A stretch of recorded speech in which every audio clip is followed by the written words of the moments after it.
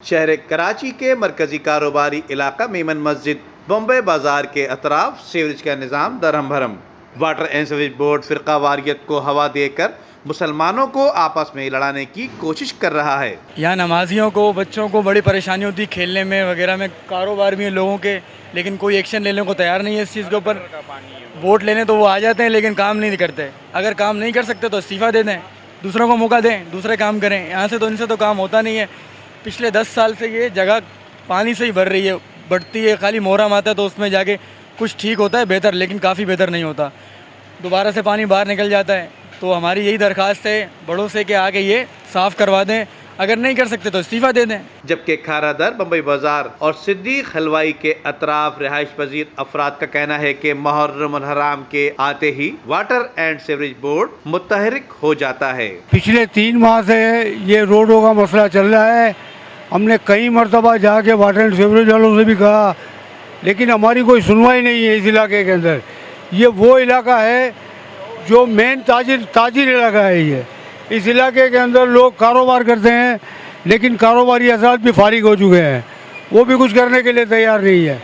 UC chairman वगैरह भी कोई काम करने के लिए तैयार नहीं है।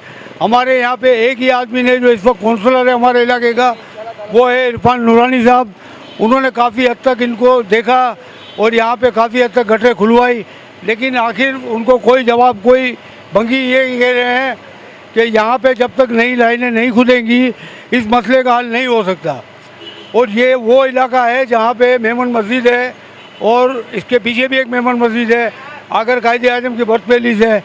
तो ये लोग इतने परेशान हाल है इस वक्त। यहाँ पे गटर उबल रहा है, नमाजी हजरात, हर आदमी परेशान है।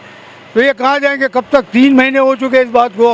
अब मुहर्रम आने वाला है, मुहर्रम से पहले अगर ये काम हो जाए तो वो बेहतरीन होगा, इसके लिए बहुत अच्छा हो जाएगा।